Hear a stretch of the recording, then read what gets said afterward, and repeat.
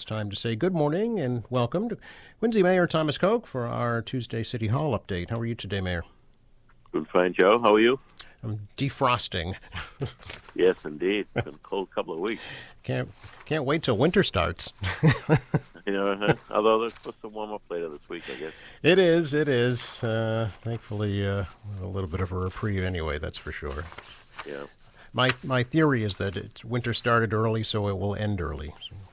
All right, I'm on board. That's good. Got to keep that positive outlook, you know. Amen. But we are getting down to the end of the year, of course, and last night, the last city council meeting of the year took place, and a surprise visit by you, Mayor. Yes, I wanted to drop in and wish a number of, obviously, councilors that were not reelected or were moving on by their own choice. Wish them well and thank them for the years of service and the collaboration we had and getting a lot of good stuff done for the city.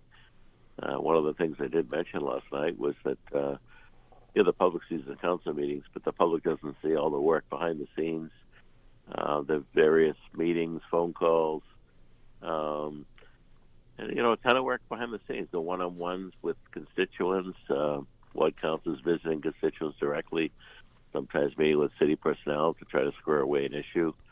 Their involvement at so many levels. I mean, all the various events and the nights and weekends they're out. I mean, it's very demanding, the job of being an elected official. So I did want to get out and pay them their respect and thank them for their service. As you know, both Ian Kane and Nina Liang chose not to run for the election, and they're moving on, and others came up short. So that's how the system works.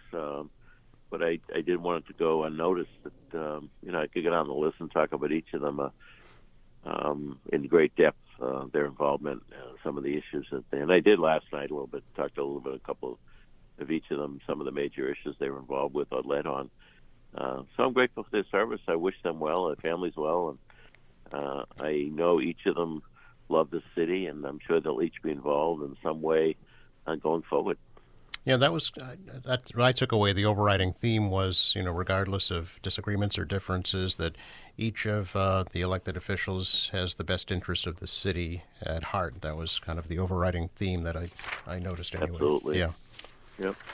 And talk a little bit also about end of year actions, including the setting of the new tax rates for 2026, and that was voted on and approved. And looks like the average residential increase, $551.95, or 7.6%. So how did that figure come about, Mayor? Oh, through a lot of maneuvering, and we try every year very hard to minimize the increase on the taxpayers.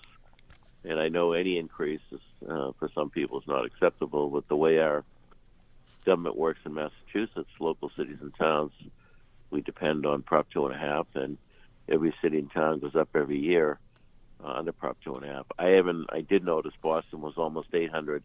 I haven't noticed what Branches, Milton's, Weymouth around us are this year, but I know last year Braintree exceeded us pretty heavily. So it's, I do remind people that in my tenure we have left, I believe the number's around $450 million on the table. In other words, for many years when other cities and towns were taxing to the max, we were not. Now, by doing that, we don't have nearly as much in reserves as we'd like to have, but I didn't get elected to build up the reserves. I got elected to provide services and lead. So, this year was tricky with a lot of different factors, but the various votes last night were meant to bring that number down as best we could. And I think we achieved that. And there's always moving parts. There's always, you've got city contracts, you get health insurance, who knows what the snow will do this year, energy costs, pension costs. There's a lot of moving parts, and it gets complicated this time of year. But I appreciate the council's swift action last night, so we can get everything certified by the state and then move on.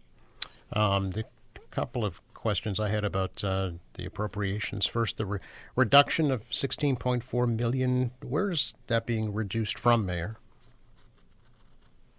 I'm sorry, which line? I don't have anything in front of me, Joe. So this is an appropriation to reduce the FY26 budget by $16.4 million. Is this a debt service reduction? So debt service was one of the items we went in. We used some bond premium money when we float and sell our bonds. We receive premiums for that, so we put that aside to help us with the debt service. So that would be one of those items where we could reduce the existing budget and fill that gap in with the bond premium monies. I see. Okay. And was there a resolution from the state pension agency regarding the bill the city received? A resolution. We had been negotiating with HERAC and Division of Local Services of the Department of Revenue. Fundamentally, I don't believe we should be getting a bill at all for the retirement board.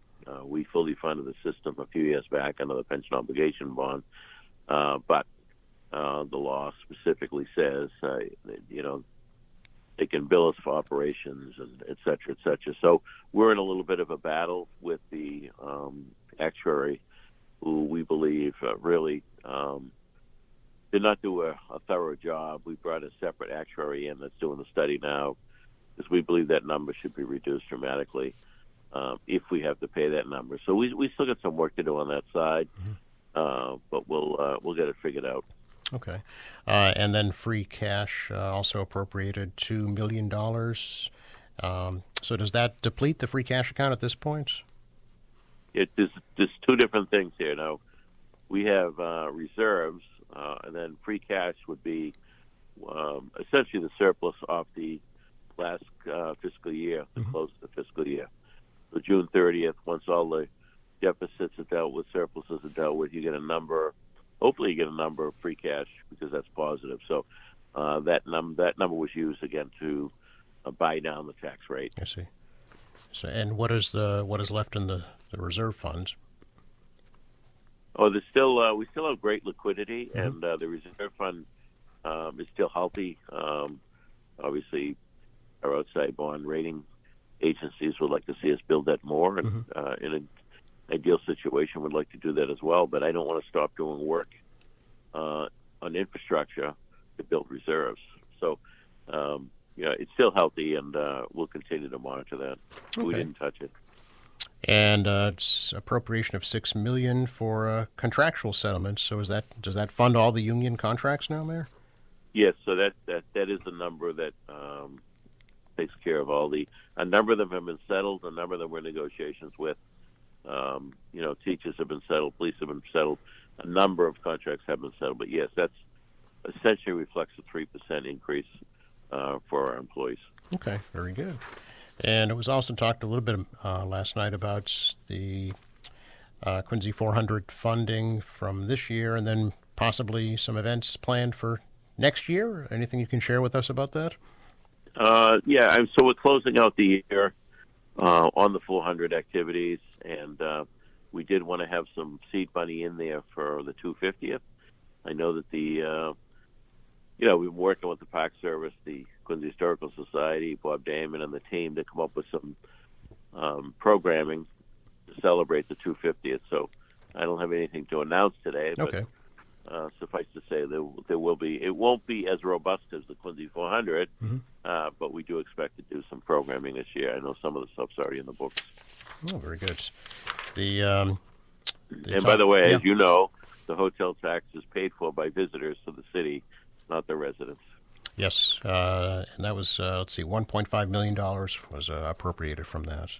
So is that the total of the hotel tax, or does the city have more than that? No, the city has more than that. Okay. Mr. Walker it comes in quarterly, Joe. Yep. Essentially how it works from the state. The state collects it and then distributes it back to us in a quarterly fashion. I see. Mr. Walker did mention last night there's a study ongoing about the benefits that all the events have been held in the city will be transferred back to the city, and he mentioned it's in the 7-figure range. Yeah, so we were blessed to have a number of sponsors. We haven't got everything in, the ticket sales and for the concerts and so forth. So, yeah, everything will be wrapped up, and that's why we got the appropriation to fill in any gaps before the finish of that, as well as we talked about, putting some money in for the 250. Sure. Very good. A lot of accomplished last night for sure. In a short period of time. Yes, busy meeting. Indeed. Mayor, I thought we could mention just a little bit this morning about an incident involving the city's emergency management director placed on unpaid administrative leave. What was the reason for that? Yes, he was and there was an incident, according to the police report, last Friday night, and regarding a domestic issue, meaning the police was called in his neighborhood, some yelling and screaming, and the alleged victim made some accusations about him. And what went on. There clearly was an incident. To the extent of it, police are still investigating, but it's not something that's acceptable at all. Gentleman, he was a major in the Army, a lot of experience in logistics. That's why we appointed him at emergency management. Did an excellent job in that role, but I can't allow that kind of behavior by one of my department heads. So, he was also using a city vehicle at this time, which was not authorized. Yes, very disappointing behavior on his part. The department now will be who will be running it now? Well, we'll resolve that this week. Okay. There is